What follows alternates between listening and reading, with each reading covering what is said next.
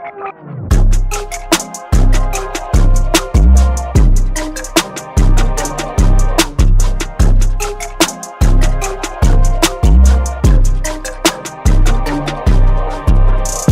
up, everybody? Welcome to the Mind Flux podcast. As always, we're here in 120 Collective, downtown Indianapolis. Brought to you by our audio engineer, Benji Got Beats, our videographer, Cheddar Ches, one of the hosts, me, myself, and I, T-Parm Teach. And Josh, why don't you give our guests and yourself the introduction you both deserve? T-Parm Teach. I like that. T-Parm Teach. Definitely. So it's J-Matt here. And we have a very special guest here today. I'm like super excited about this one.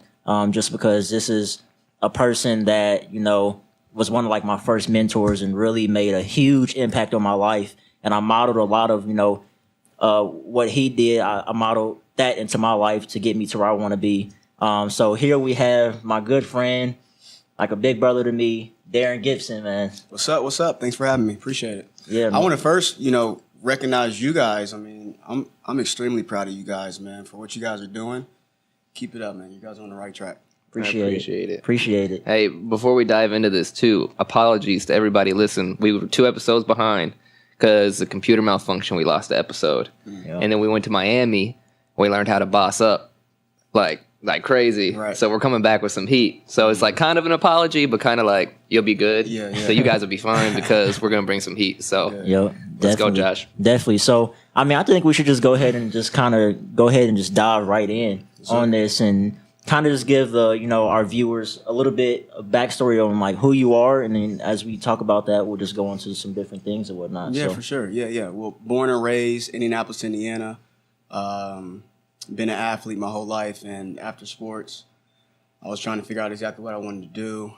Went to school in Bloomington, Indiana, where I changed my major like 3 or 4 times. I always knew I wanted to be in business for myself. Just didn't have an avenue for it, and that's when I got connected with the right people, man, and went to a seminar called The Science of Getting Rich back in 2014. Changed everything about me. Was blessed to work with Bob Proctor and some other phenomenal leaders as well, and the rest is history, man. Dope. So, before entrepreneurship, kind of tell us like kind of where like your mindset was. Man, 5 years ago now. So February 7th of 2014. That's my growth day. That's when I got presented personal growth and etc. So before that, I was lost, man. I was lost in the sauce, broke, busted, disgusted, and partying my behind off. Bloomington, it's a big party school. Yeah. So really, I was just kind of going through life. I like to tell people, most people don't lead their lives; they accept their lives, and that was what I was doing, man. I was just kind of going with the flow. Awesome. So I like what you said, growth day. Yeah. Where'd you get that one from? I might have to use that. Well, a lot of people celebrate. That came from a lot of people celebrate birthdays, which is good. You should, but I think that everyone should have a growth day.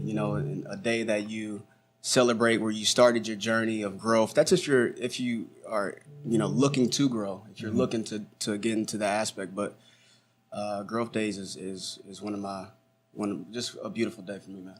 Gotcha. That's actually like perfect that you said that, because last night, before every episode, like the night before, Josh and I call each other, we catch up on what's going on in the week, and then, hey, what are we going to talk about?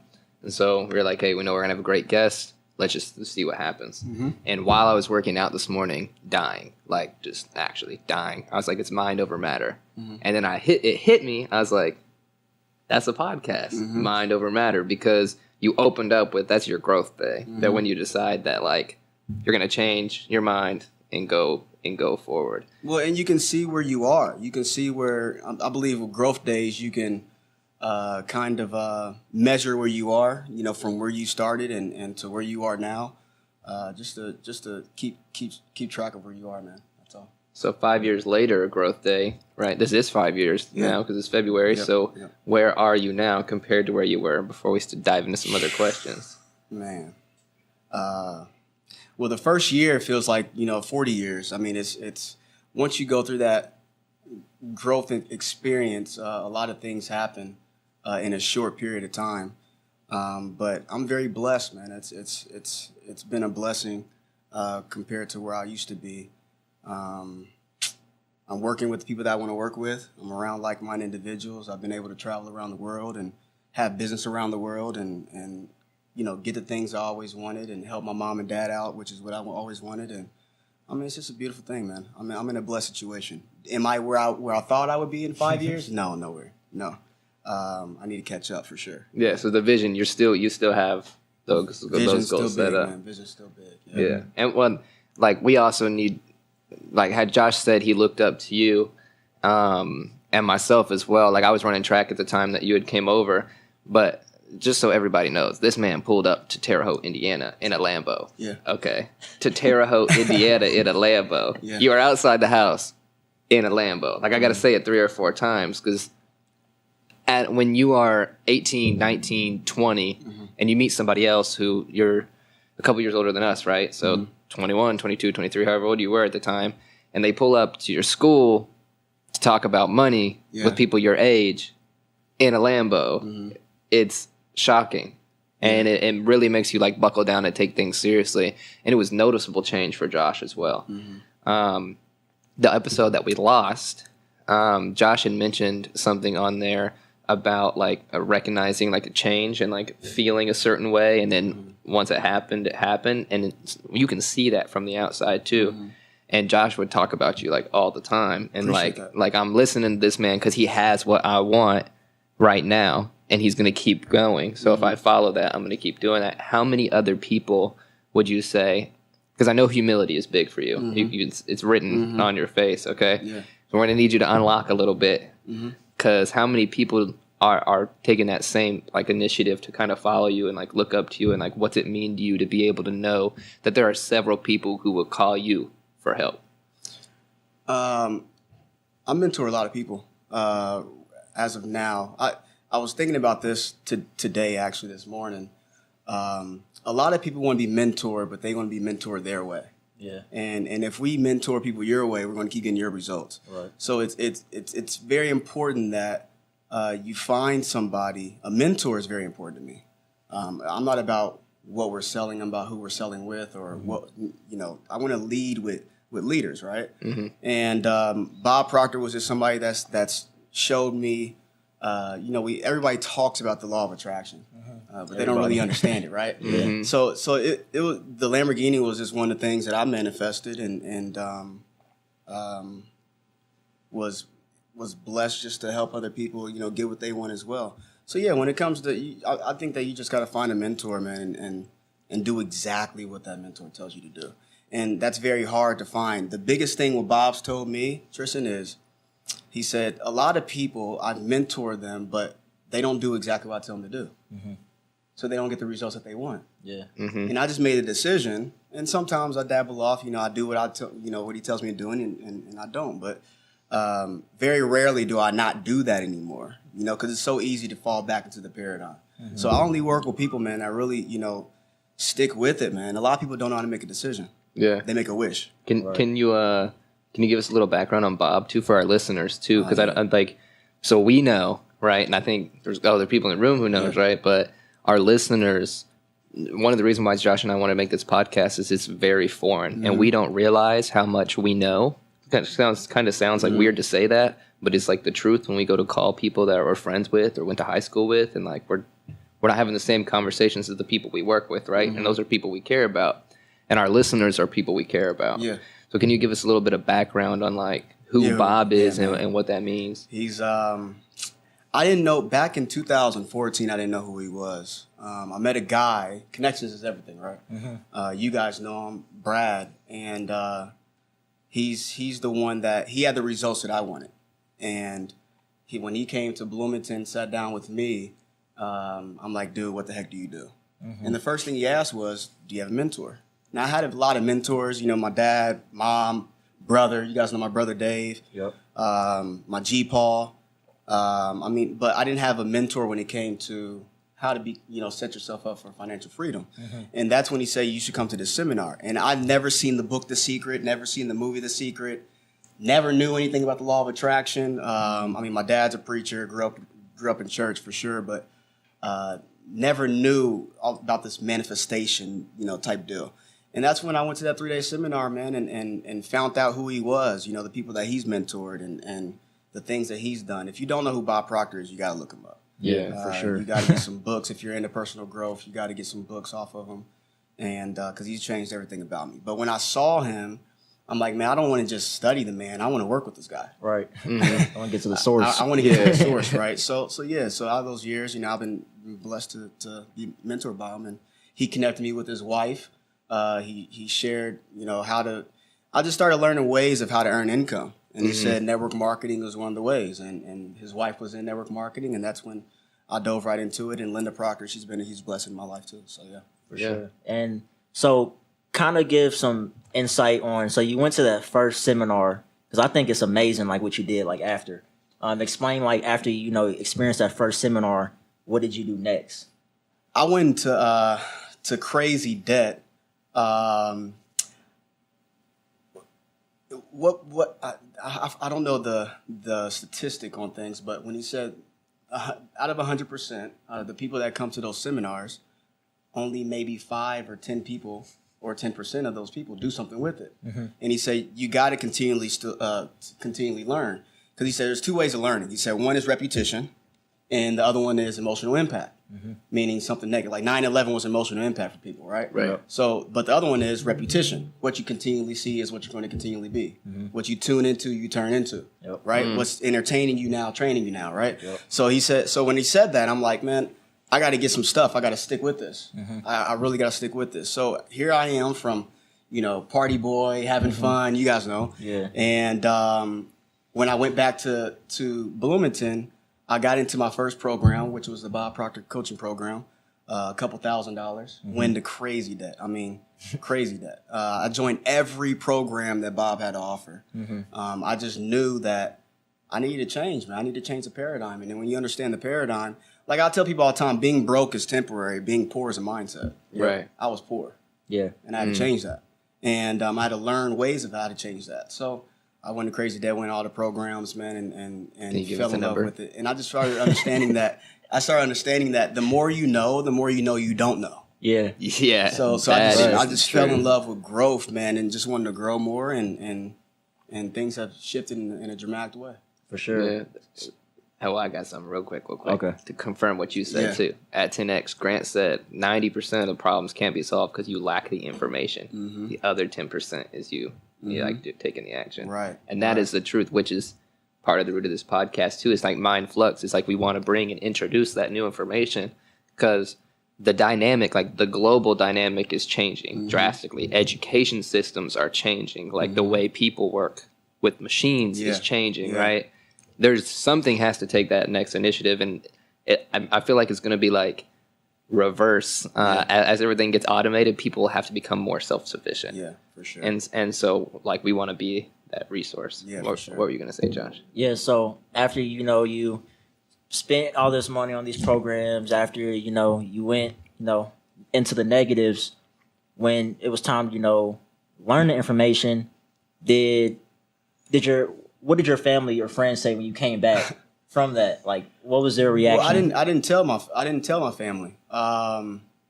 There'd be times, and that's an emotional part for me. That was a very emotional time in my life. What Bob said on stage, he said, when you change, your relationships with your friends and family change.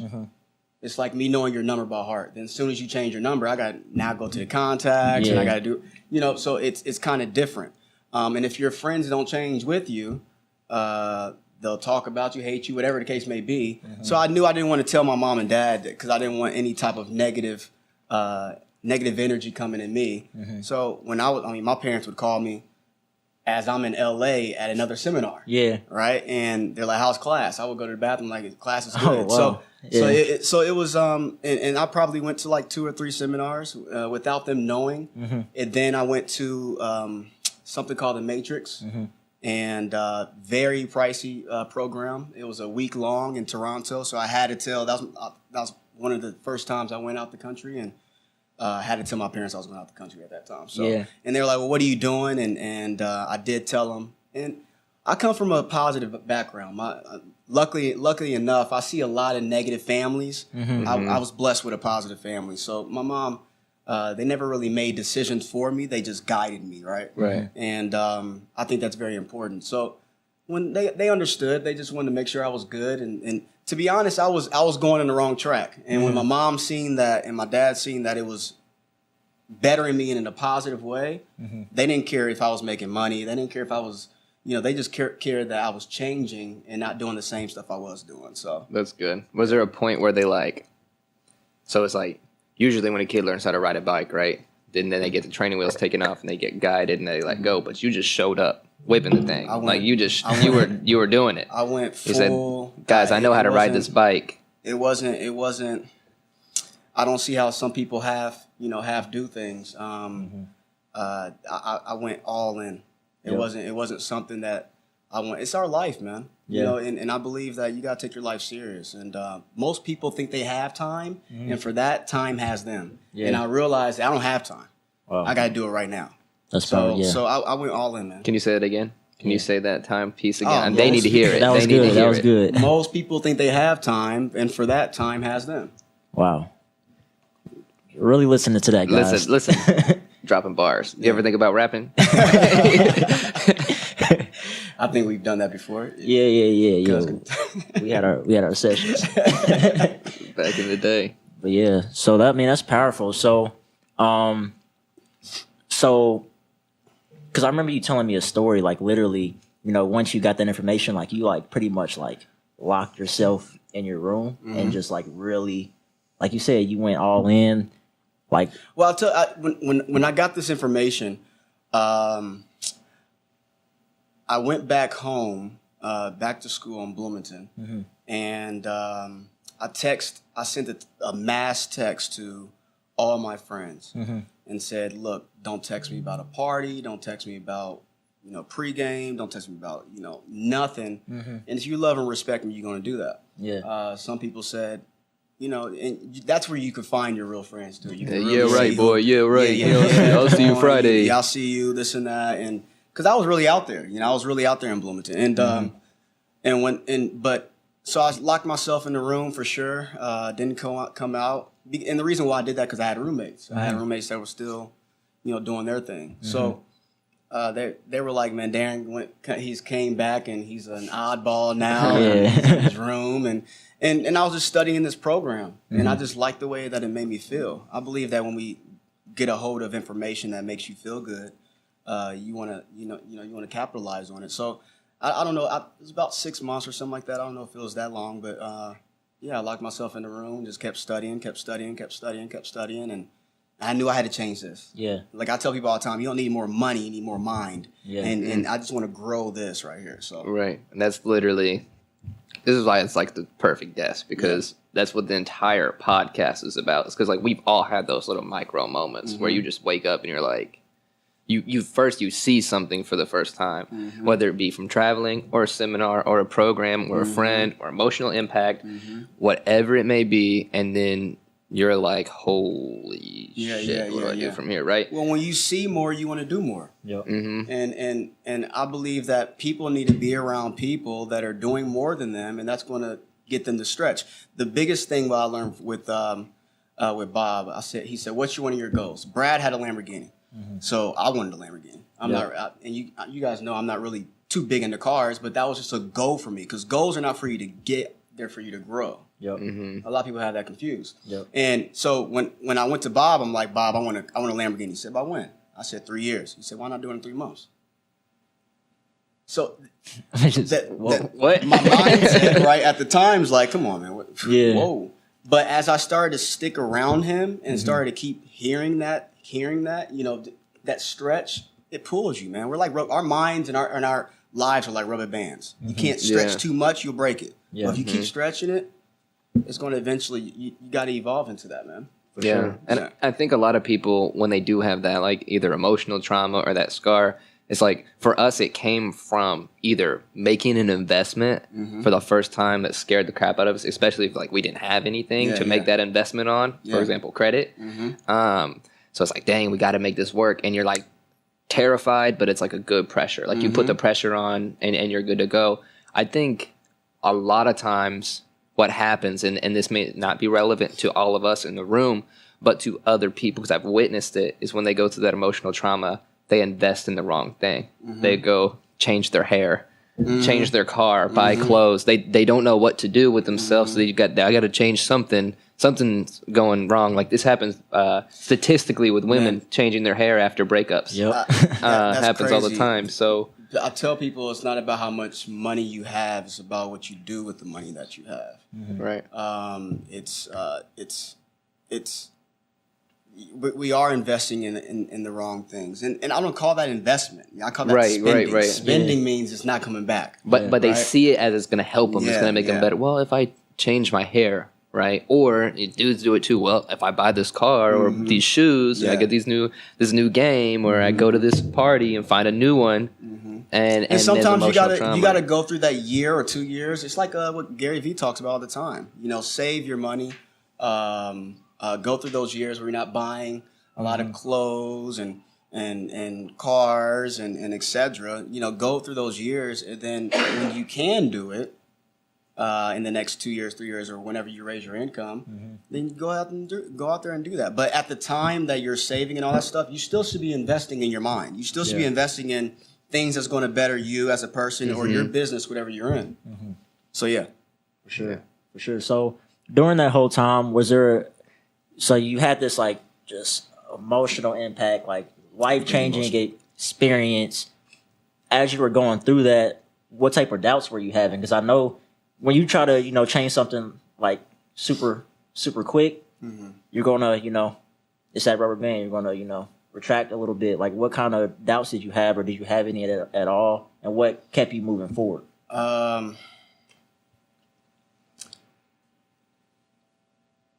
The biggest thing, one of the things that people ask me is that question, but in money aspect. I tell them all the time, I say, look, people die, like the Bible says this, leave an inheritance for your children's children. Most people leave bills for their children's children, right? So I was thinking, if my family did nothing, but left bills, if I do something and leave bills, at least I did something, right? Right. So the money wasn't the doubt. To be honest, the doubt for me was, am I smart enough? Can I do this? Gotcha. Because I had a paradigm of me not, getting good grades in school. Basketball was the only thing that really kept me up. So by me being around successful people, hearing the way that they were talking and the vocabulary that they were saying, the way that they were talking in front of crowds and being so comfortable on stage, I'm like, man, can I do that? Can I do what that person's doing? So I think really it was, am I smart enough? And that's one of the reasons. A lot of people you guys know this, but I wake up at 3:30, 4 a.m. every single day because I realize that I need to learn a lot more fairly quickly and take more action than the average person that's probably graduated from college, way smarter, made better grades than me. Smarter. So yeah, smarter, right? Or intellectual, whatever. So that's one of the reasons why, that's still a paradigm for me. Yeah. It's not the doubt never leaves. I want people to understand that the doubt never leaves. Successful people just found out ways how to go through the doubts. Like you don't go to opportunities, you grow through opportunities. Yep. So the opportunity for me was I can learn this, I can do this. So the biggest doubt was probably, can I do this? Can I make this work? What will people think of me? And the average, that's what most people think. So yeah. How often was it your mentors and people around you picking you up versus yourself looking in the mirror? Was it 50-50, or was it like, were there some times where like you just had to look at yourself like, Darren, I don't know how I'm going to do this? And you were like, let me send that text or that call, or you're going to meet with somebody and then they're like, nah, like you look at what you've done already. Look at what you've done. And you know what I mean? Pick up. Were there some pick-me-ups in there, or was it like always kind of pushing it on yourself? It was probably more of me pushing it on myself than somebody picking me up. I tell people all the time, when somebody asked me the question yesterday, I did a call with the UK team, and what they asked me was, how do you motivate people? And I said, well, motivation comes within. You shouldn't have to motivate anybody. Like no one has to motivate me. I motivate myself. I wake up. I tell myself what to do. I tell myself to get up in the morning. I don't want to get up in the morning. I tell myself to get up in the morning. Right? I tell my body what to do. So with me, I had an emotional impact with my grandfather. I mean, we have the same ring. He just passed away last year. He was 92 years old. Extremely close with him. So that was kind of my motivation to I gotta do something to be fruitful for all the things that he's done for me. But I did have, Bob every once in a while. Everybody needs encouragement every once in a while. But if you lean on that encouragement, if that's your type of mentality where you have to lean on people's encouragement for you to keep going, then you'll never make it. Right, because if it steps away, you fall over. You'll never make it, man. So for me, I tell myself it was more of me talking to myself, yelling at myself while I'm driving here to you guys' podcast. I'm yelling at myself in the car. I talk to myself every single, be your own best friend is what I tell people all the time. Yeah. Right. You want to be your own best friend. Yeah. I'm my own best friend. I don't tell myself what I don't want to hear. Life or death will be spoken from the power of the tongue. So I tell myself good things. Right. Problem is, what we have is poverty of imagination and lack of attention. Poverty of imagination, lack of attention. So I need to stay focused and start thinking abundantly in all aspects of health, wealth, happiness, whatever the case may be, and just keep telling myself. I just tell myself lies until they come true. Right. But are they lies? Or are they just yeah. I affirm them. I just keep affirming them. Well, when people say, "Oh, you're dumb," that's a lie. If you don't have any money in the banking account, but you want to be a millionaire, but you tell yourself, "I'm a millionaire," then you're lying to yourself at that time because it's not true yet. It's not true. But as you speak it, you'll start to become it. Yeah. Right. Problem is, people stop speaking it. Right. Because it's exhausting. It is. It's exhausting to say something that it's hard. Yeah. I mean, I don't know if I can do this, or I'm too scared, or whatever the case is. You just got to fight through that terror barrier. It's called a terror barrier, what Bob calls it. Yeah, for sure. And we see that as a recurring theme a lot, like, because you mentioned Gary Vee, right? There's also Andy Frisella, Ty Lopez, Grant Cardone, Bob Proctor, Tony Robbins, and 10 million authors of books that like get picked up here and there that are life changing, right? And people on a daily basis will reach out to those guys. I needed this today. And every single one of them have been very vocal about this. They turn around and be like, "What do you mean you needed me today? What if you need me today? Then stop listening to me because this is not the right material for you. Like you're not gonna make it if you need me today." And on one end, for guys like our age, sometimes it feels good, right, for somebody to say, "Hey, I needed that. Thanks, man." You're like, thanks. Yeah. And at the same time, then you realize, like, if I want to get here, I got to almost, like, rebuke that in a way and be like, "Nah, man, you can do it yourself." Because, I've got some close friends who've gone through some things, and they'll reach out to me and ask, like, for help. And one time, I just had to tell them, bro, like, you gotta stop being a bitch. I had to get. I didn't want to say it, in that way. But my lack of vocabulary, right? Because I haven't grown to where I want to be. I could not articulate what I needed him to feel to make a change. And so, I was like, you know what? I don't need you to feel it. You do. Yeah. And like, I love you, but you're the one with the problem. Well, we were talking about this. Coy came down for his birthday. And we had a good conversation, and you can enable some people. Like you think that you're helping them, you're probably hurting them. I mean, me, I've helped a lot of my friends. Yep. You guys have probably heard, I've helped a lot of them, and I thought it was a help, but it ended up being a hurt for them. Yeah. Because now they feel like, oh, I need Darren. Yeah. And you don't need me. I think so.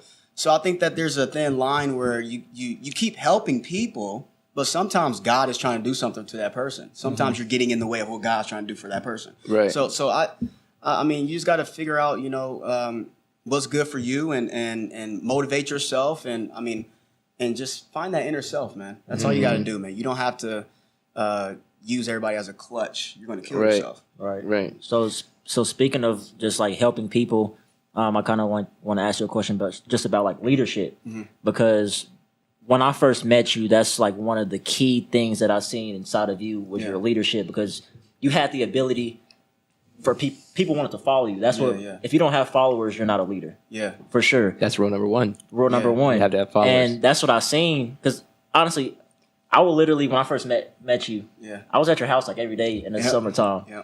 And the reason I was because I was like, damn, like he got people following him. Like he has his conviction. I need to be around that. Like I was looking up to you as a leader. So like kind of like, what does leadership mean to you?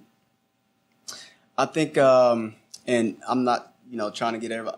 I think that success, you can have that alone, but when you live a significant life, that requires people. I'm not here to, like I say the quote on top, when I die, I can't take everything that I have, but I can live through other people with everything that I gave. And so meaning I don't want you, Darren's taking a picture with Bob, he's with Bob. No, I want you to see Bob in me. Yeah. I want you to see my grandfather, my dad, my mom in me, right? That I learned something from them, right? So same thing with whoever I'm leading, man. I first of all, if you're a leader, you got to have people with you. You can't lead people till you find people, right? Yeah. And when people say, "Oh, leadership is lonely at the top," no, dude, leadership is not lonely at the top. Nobody's following you. Right, the peak of a mountain has a massive base for a reason. Yeah, you just took a hike. You didn't. I like what John Maxwell says. You took a hike. That's not.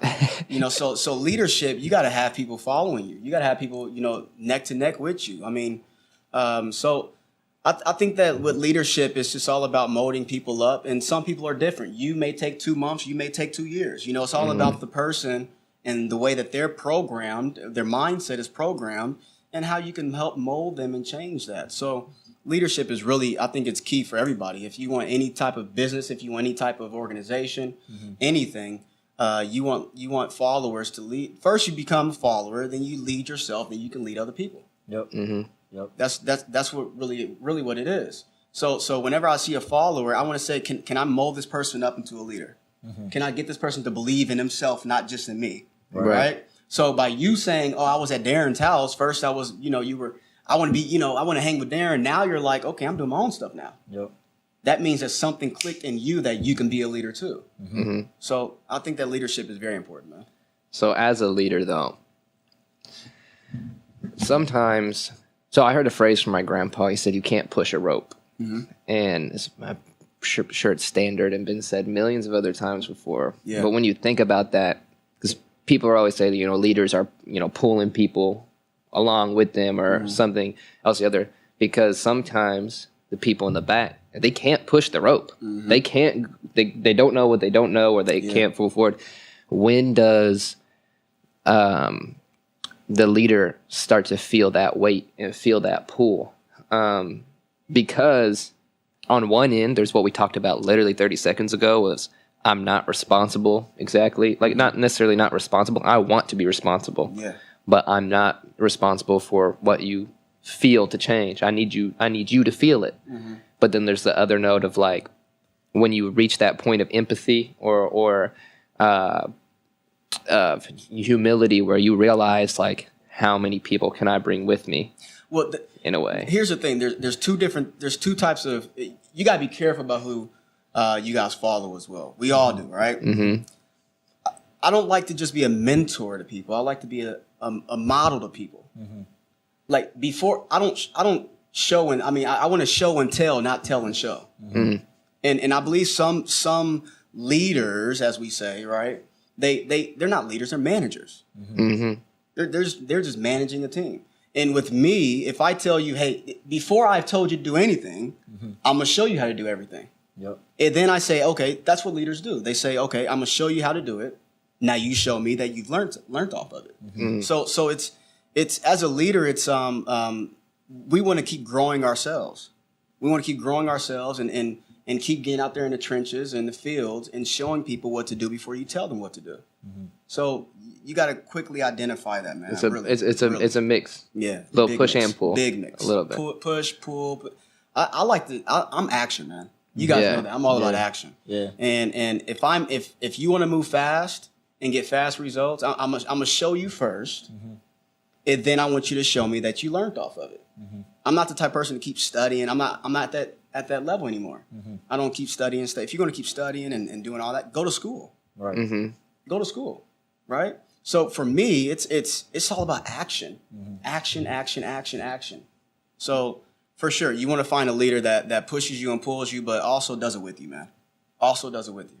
I'm all about doing it with you. So you got to be alongside. Instead, exactly. There's no rope. Exactly. And there are some ropes. No, I'll take that back. There are some ropes. There, you guys you probably heard this. 80% of the people do 20%, bring 20% of your business. 20% of the people bring 80% of your business. That's so true. For that 20%, they get the pull. Right. They get the pull because they don't like to take action. Yeah. They're moving. They're moving in their own pace. But the ones that are 80%, those are the ones that's doing it right beside you, right neck to neck with you, being modeled. So you still need that rope for sure. Yeah. So how long? So for the stragglers, how long do you keep like fooling with them, or do you just like do your own thing until they catch up? Like when do you? What's the point where you like cut them off? And some people, you don't really cut people off. They cut themselves off. Yeah. They just cut themselves off. So it's there's a story. When I was talking to Bob, he told me to do something. I won't get into the whole story, but he said, do this, do this, do this. And find a mentor that kicks you time to time, not kiss you all the time. And what I mean by that is Bob takes no excuses. It doesn't matter what it is. None, right? So he told me, he said, do this, and I want, he basically how many calls I do and everything.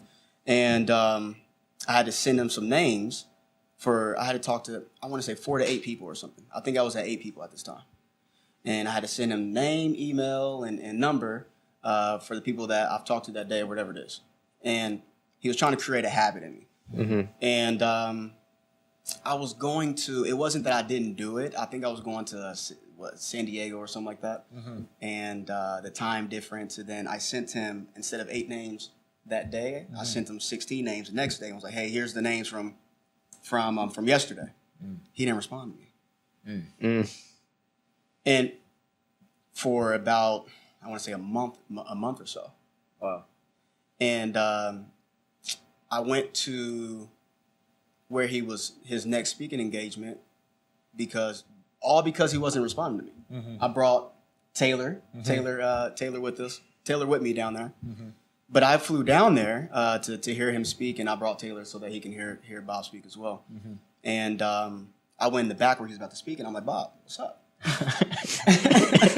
I'm like, what's up, man? He's like, what do you mean? I was like, what's up? You haven't been responding. He said, you didn't do what I told you to do. Wow.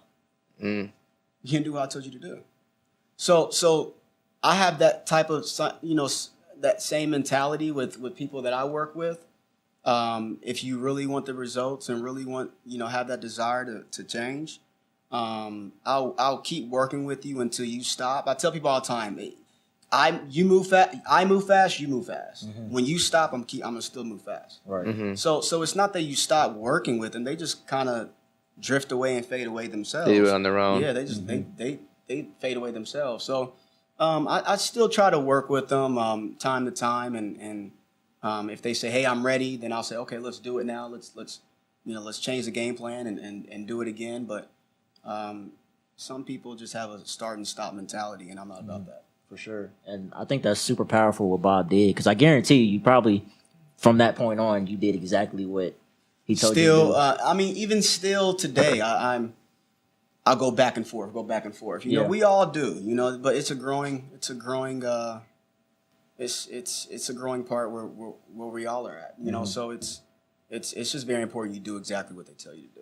For sure. Exactly what they tell you to do. How big is consistency to you? Because if you think about 5 years, starting to make money, right? Then people start coming to you with opportunities that sound good or don't sound good or whatever the case is, or sound tempting or something. Or you might get in a low spot and now you're maybe looking at other things.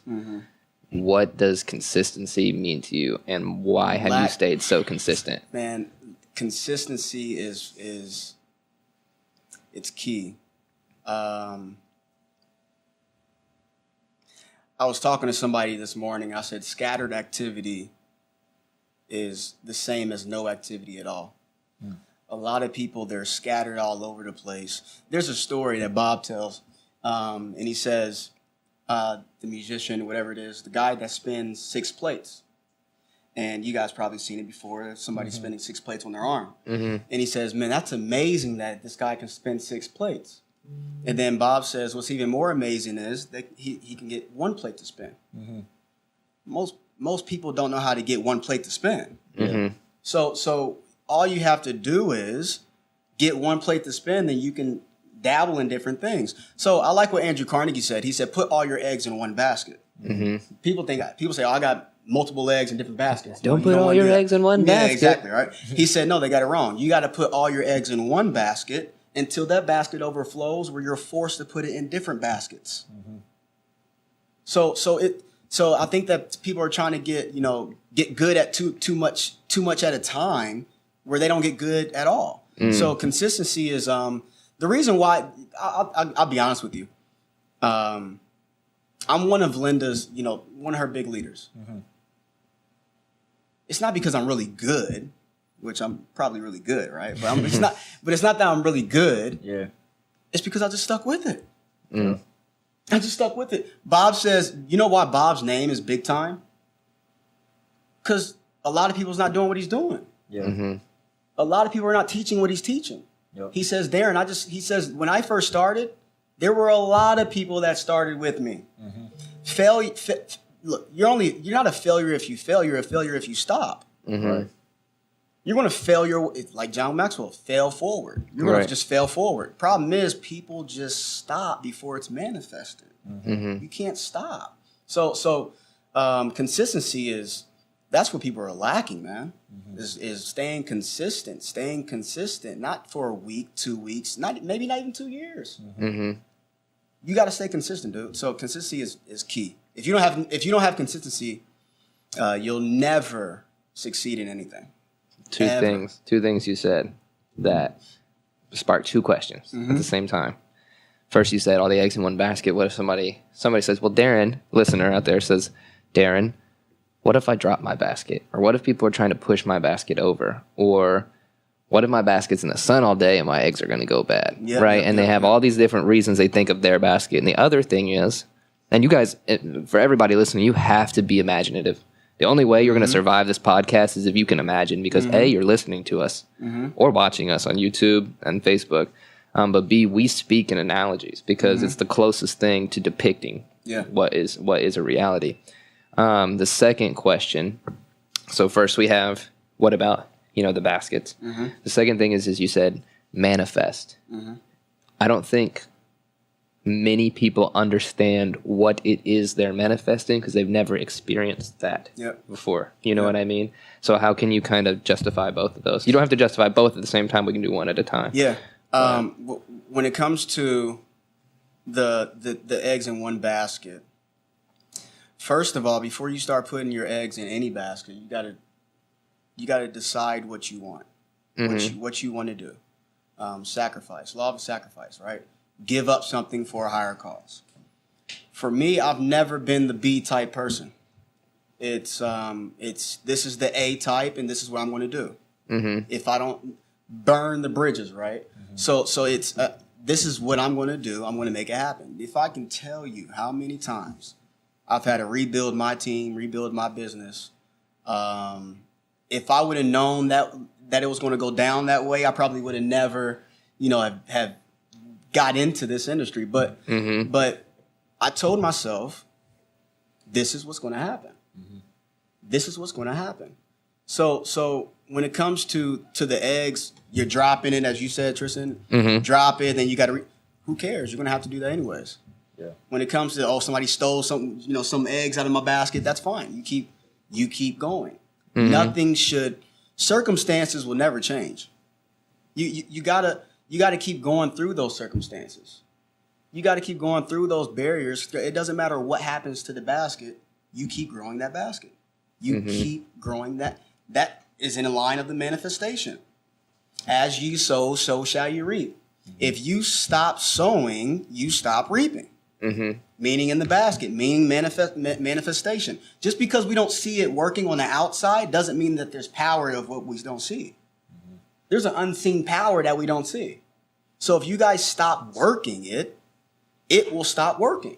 Mm-hmm. That's really all it is. Yep. Like if my team, if I had to start over today, that doesn't mean I would stop. Doesn't mean I would stop. I have too much time into it, too much investment into it, too much mind into it. Too many people that have helped me get to where I am today. Mm-hmm. So there's too much for me to give up on and go to something else. I can get into real estate. I can get, you guys know, I mean, I can get into, I don't dabble in that stuff right now. Right now is not the time to do that. Mm-hmm. My plate isn't spinning perfectly to where I want it to be at. To add another plate. I can't add another plate yet. I can, but I want to grow. Mm-hmm. I want to grow, man. I'm not here just to get the money and the success. That's going to come. I want to grow. I want to be a better me. Mm-hmm. Not because so that's in the manifestation. That's in the attraction. That's in the and for one thing, everything is already here. Mm-hmm. Everything's already here. You just got to attract it.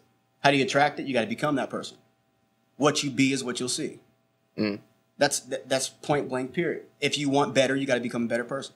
Right. If you want friendly friends, you got to be a friendly person, right? If you want to get, you got to what? Give. Mm-hmm. Most people got that flip-flops. They think, well, I'm going to, get something and get something out of it. No, you're going to have to give for you to receive. So it's all, I think that who cares what happens to the basket? What matters is what happens to you. Mm. I don't care what happens to my basket.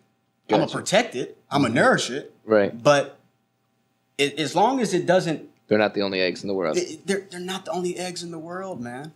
I'm telling you. You just got to keep pushing through and keep going through that. All right.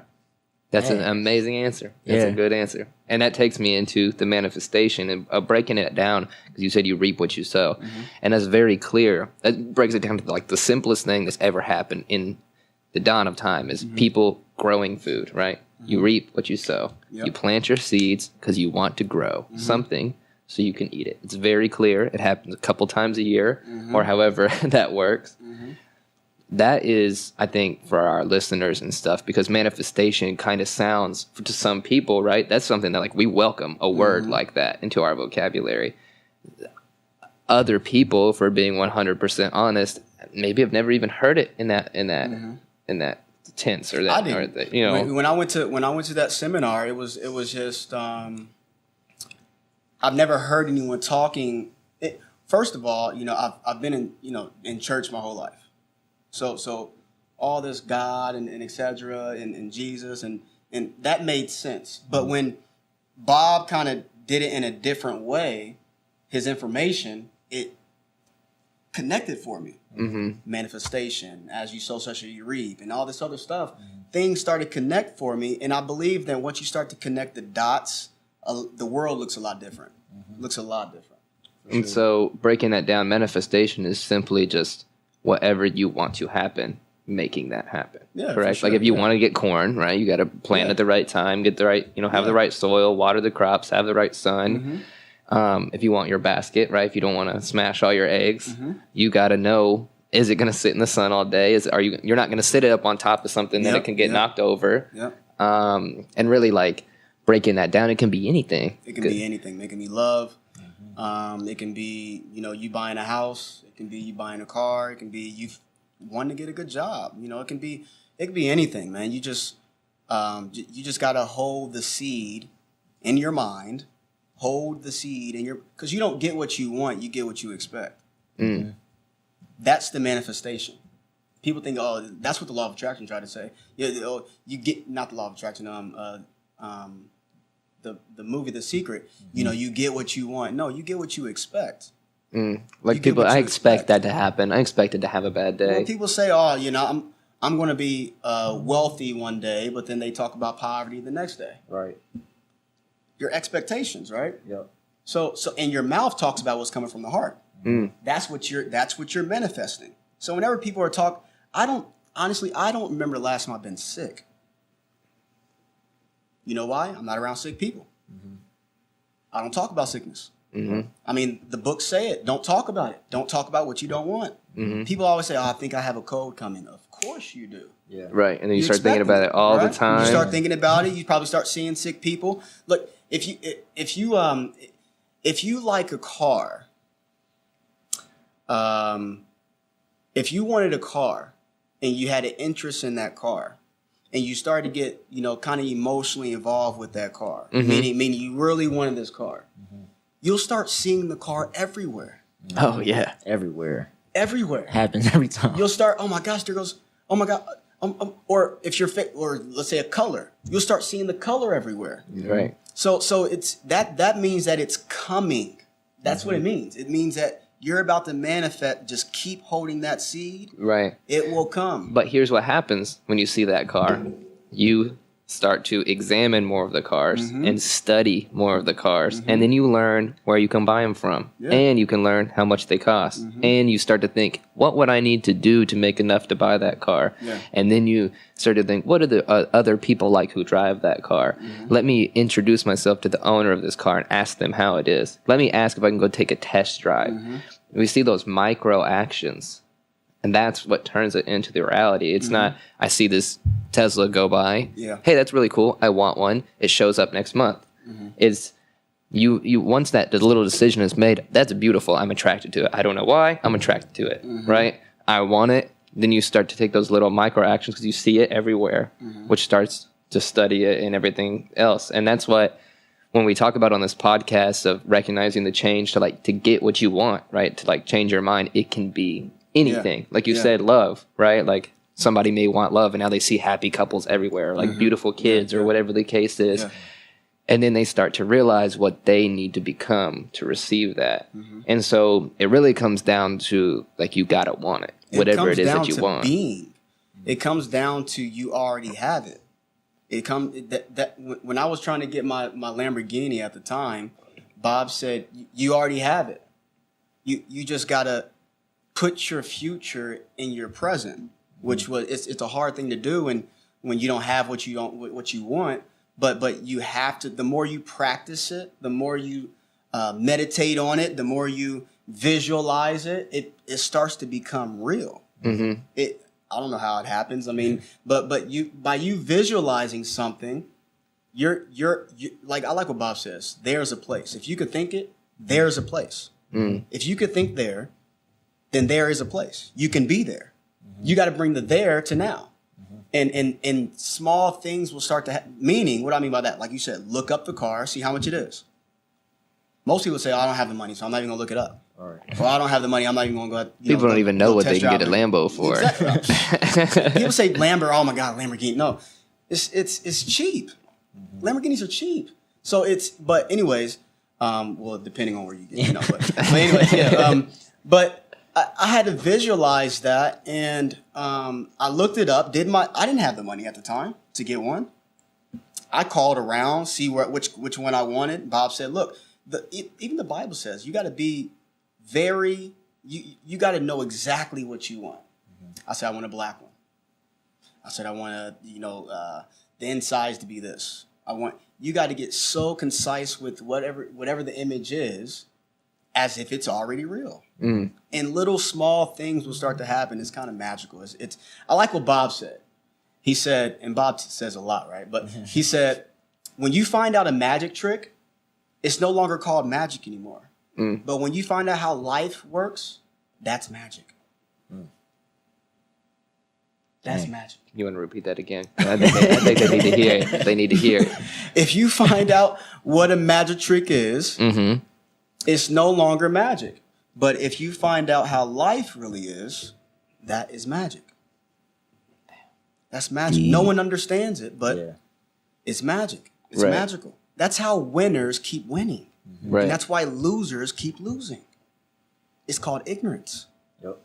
They don't understand. They don't know. And they don't even know they don't even know. They lack the information. They don't even look for the information. And awareness. And we have the internet now, which is it eliminates all excuses. Yeah. Because now, I think it's 96 or 98% of the earth has some sort of connection to the internet. Even in countries that are still lacking certain resources, because of, so like in America, for example, we put all these like telephone wires down and all this stuff, and it took like a really long time. Yeah. And now we just like have cell phones, right? They just went straight to the cell phone, right? Because nobody was over there putting in telephone wires, right? So they have, in some of these countries, they have cell phones. Yeah. And, mini solar chargers, stuff like that, mainly so they can call for emergency or call for help, but they have access to the internet. And so people are investing in different countries or different places that need, help, and they send like iPad or a computer. That is worth millions of dollars.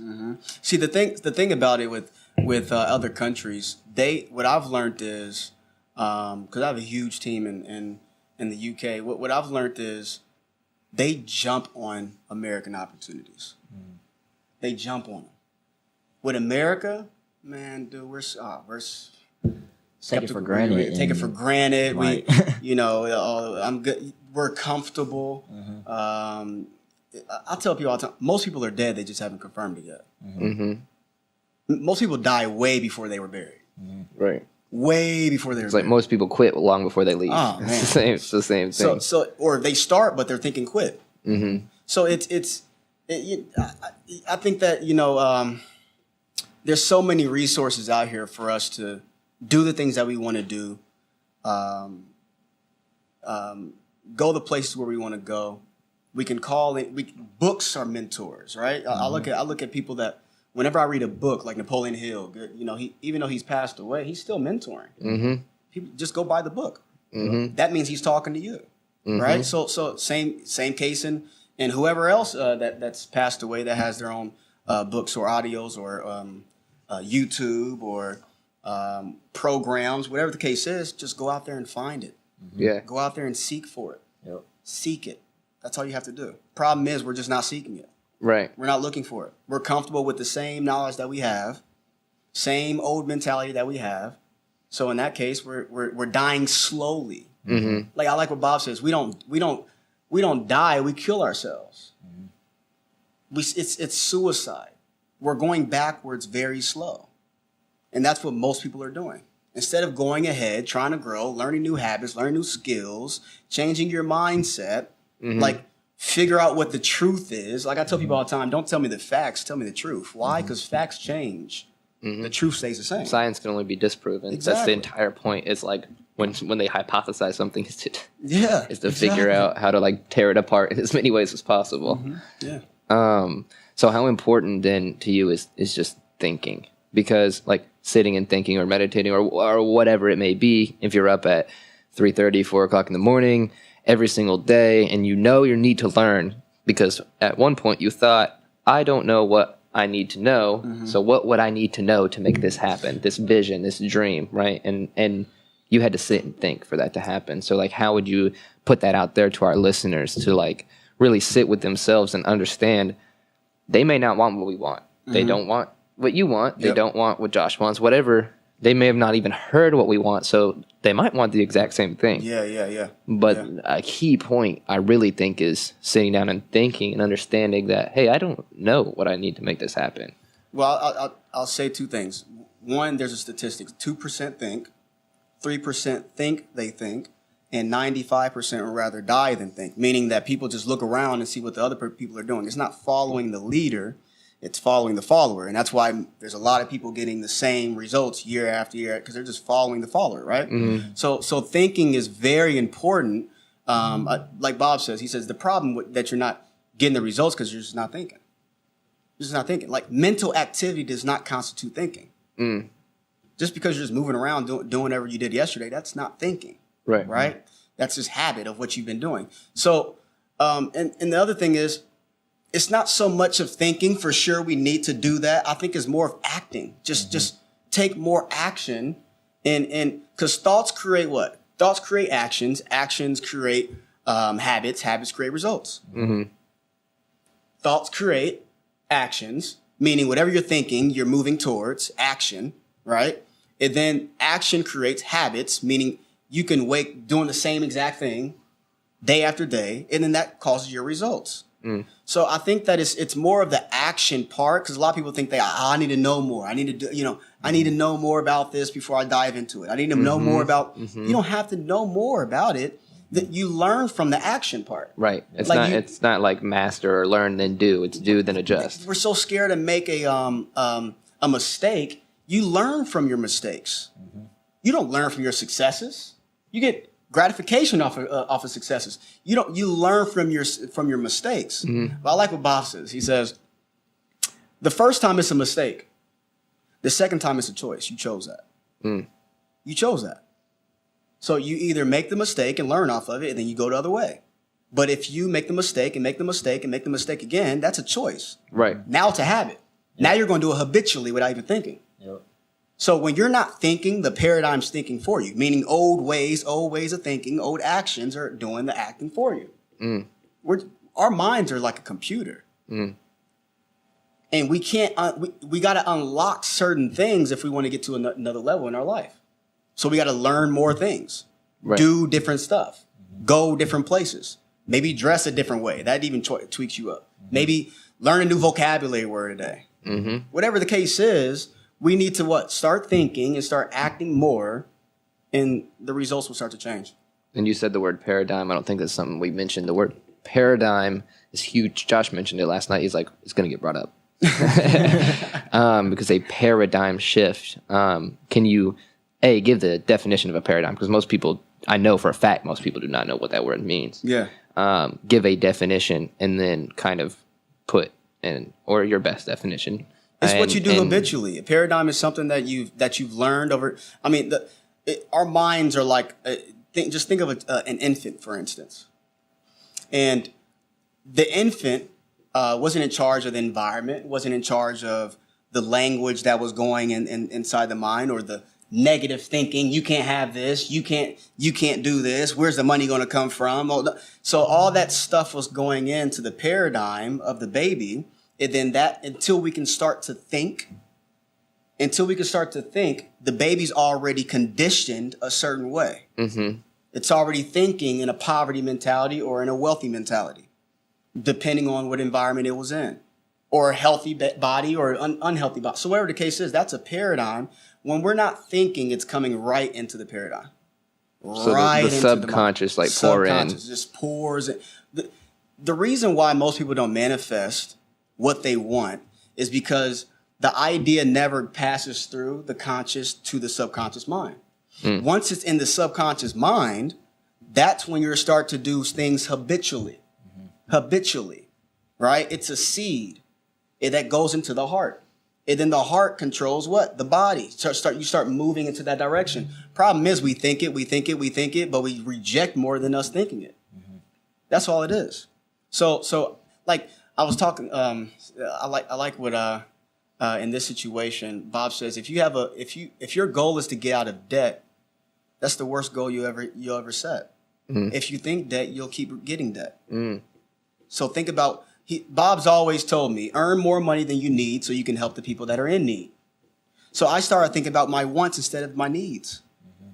That's all that I really shifted about me in my thinking. I started thinking of what I really want and not what I really need. Our needs are already taken care of. Mm-hmm. That's what the Bible says. Your needs are already taken care of. So if our needs are already taken care of, why not focus on our wants? Problem is, we don't focus on our wants. We focus on, I need to pay the bill. Mm-hmm. I need to get out of debt. You're going to keep continually attracting that to your paradigm, right? And that's what you're going to keep getting. So it's very important. The reason why I stayed in my room for I don't know how many months and studied, I needed to change the paradigm because it's so strong. And it was years from the time you were an infant. 23 years old, strong paradigm. And that's what's crazy. People will tell us all the time, you're just 22.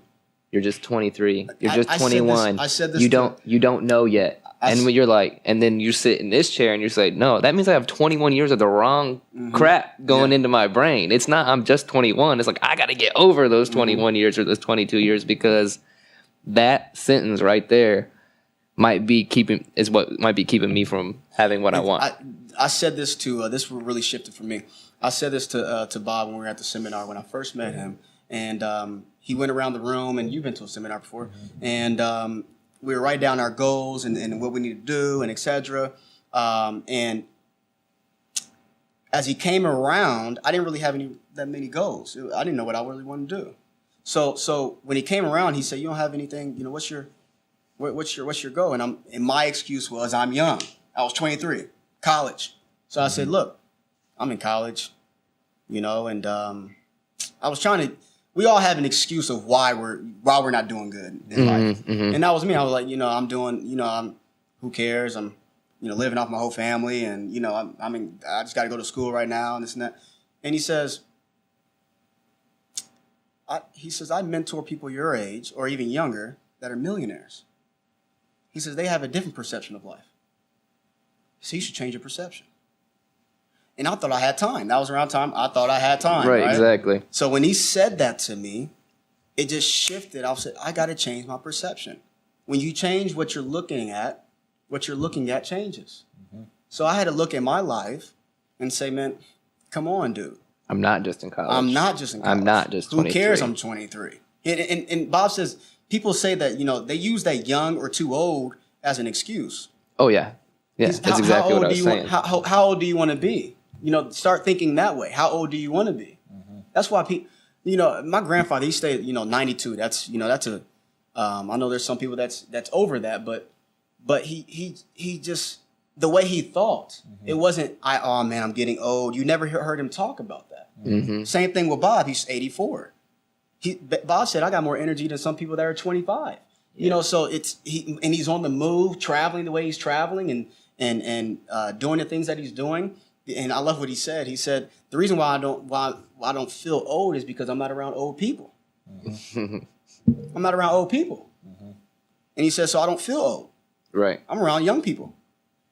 That's way more energetic than older individuals. He said 84-year-olds, they're probably in a chair and, in a whatever the case is. And so you start to be what you see. Yeah. It starts in the mind, then it starts to manifest in your life. So, yeah.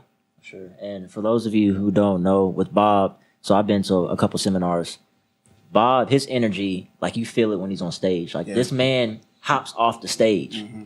At 84, I've never seen an 84-year-old man ever do that. So if y'all get a chance to go see him in person, definitely do that because it'll change your perspective on a lot of things. Mm-hmm. An 84-year-old man doing. I was just in the nursing home yesterday. Yeah, and which nursing home? It was crazy. It was in Bloomington. Okay, it was called Beltrace. And my grandma broke her hip, all that stuff, and like we know all the statistics. And I walked through that nursing home like. Because what you become what you're around, you know what I mean? And my mom had came in talking about a funeral she had just been to for someone else who had broken their hip. Wow. And went into the nursing home. Yeah. And to where when she went to tell me, she stopped talking because she realized what she was saying in front of my grandma who had broken her hip and is in the nursing home. And it was like, that was like a wake-up call for me because without tying, everything else in that weighs on that decision is like, she shouldn't have to be in a nursing home. Mm-hmm. I should be able to afford for her to have care and to be around the people she wants to be around, like to be around her great-grandson, to be around my 1-year-old son. Mm-hmm. You know what I mean? That is, I got to learn how to get back up and walk again because I got to chase him around kind of thing. You know what I mean? And I don't think people understand, like, it's so practical. So, like, a lot of people listening to this podcast right now, we've been in a level, right, that we all understand. And that's not to say that other people cannot understand that. It's just that this is the first time that information has been introduced to a lot of our listeners. Yeah. Well, I was looking at the data, and we have a lot of listeners. So we have a lot of people who are supporting what we're doing. Good. And this may be the first time that they've been hearing words like paradigm and manifest and hearing the level that we're speaking at. And I just wanted to kind of like tie that analogy in because it can be broken down to anything. Mm-hmm. It can be down to your roommate in college, right? Which for me was a positive experience. Mm-hmm. For many people, it's not because they choose for it not to be, right? It can be your family at home, right? For you, that was a good experience. For many people, it's not, and you can choose to break away from that. Mm-hmm. You know what I mean?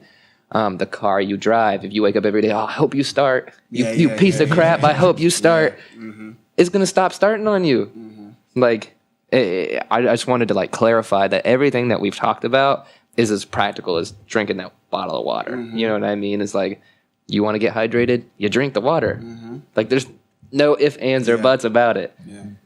And I just, like, needed to clarify that this is real life we're talking about. This isn't, like, woo-woo, like, you guys listen to, like, everybody listening, thinking, trying to bring to a place that maybe makes them uncomfortable, you should be comfortable because we're talking to you.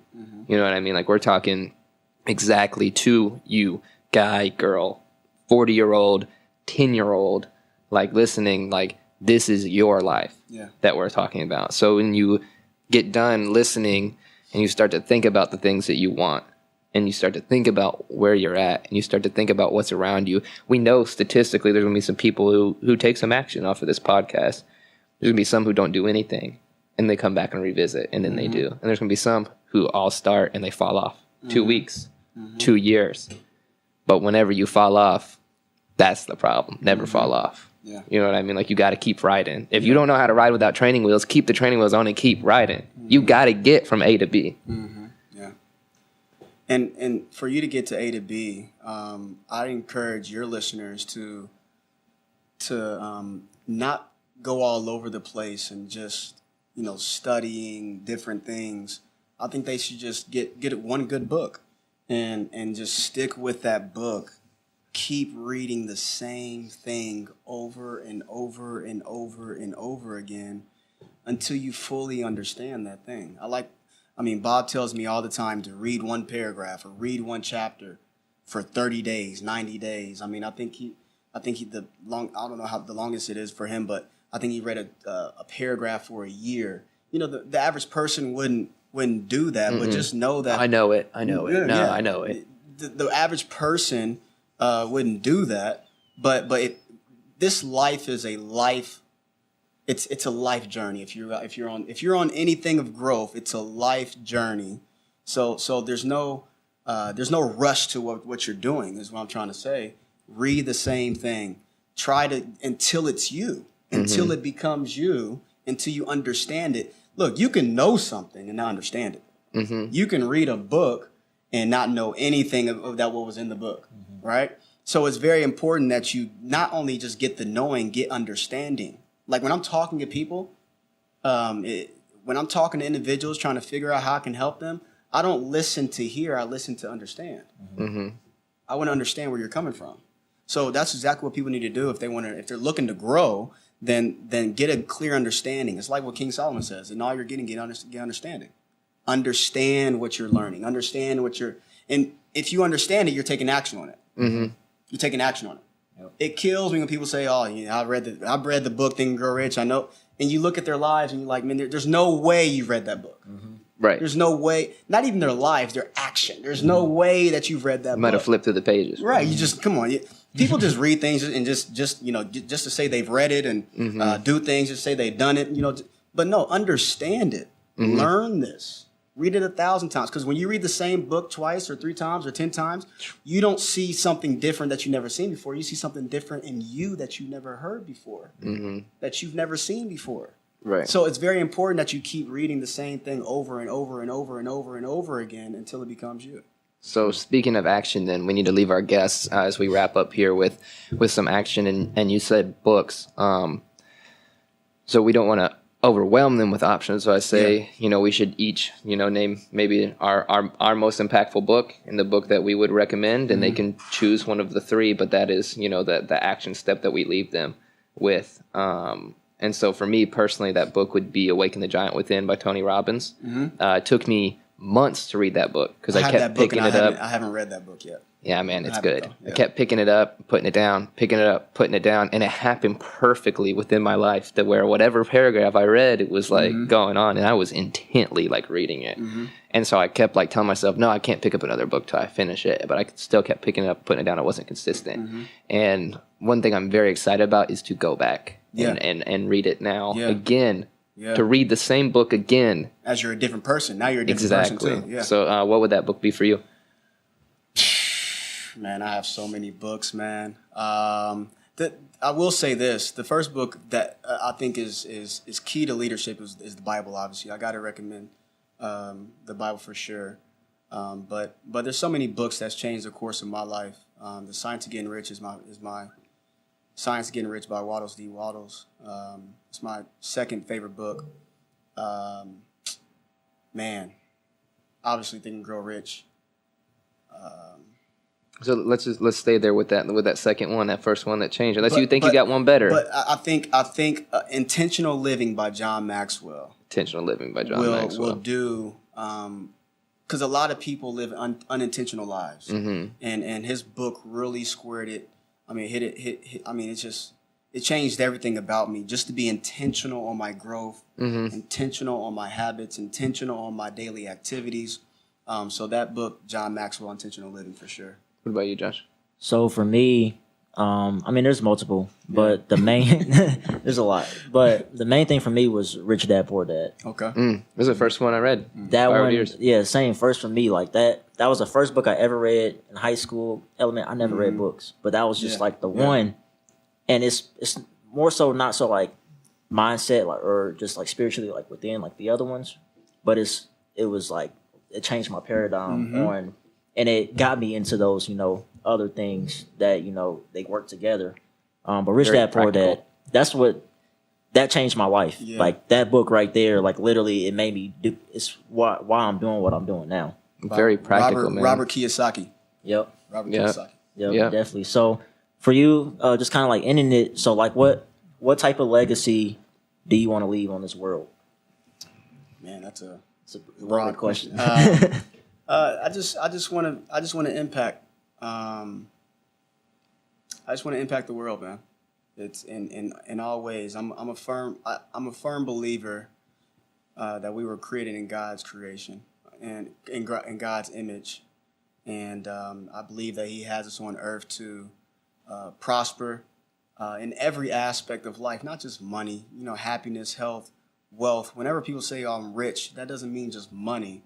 It means that you're happy in all aspects. And I just want to help people change, shift their thinking and go out there and do it, man. Go out there and do it. So the legacy is really just doing God's work, man. I believe that's serving people. And as my G-Paw's always told me to serve. The last thing what he told me before he passed was, keep serving people. And I'm here to serve people, man. And I want other people. If you want to get what you want, help other people get what they want. And that's key. For sure, man. Dope. Man. I really appreciate you coming on. Yeah, definitely. I hope the list. I hope you guys. I hope you got as much out of it as I know I did. I'm over here just quiet the whole time, just like literally taking it in. He checked one of my goals that I announced on the podcast. So like it was just like what Darren has been saying has been super powerful, super practical. It's changed my life. Like I can't say enough. Like you really like impacted my life. Thank you. Very major. Like that's why I was like around a lot because I was like I gotta model this guy. Like he looks both black. I mean, you're all that. You're so. all you. I mean, Tristan, your crew, Cuz, and I'm just happy to see that you guys are still going, man. You guys still got some gas in your engine, and you guys are still moving, man. And that's why I'm here, man. So if I can just wake people up to not be. We're here to be phenomenal, not average. Right. And I like what Eric Thomas says, be phenomenal or be forgotten.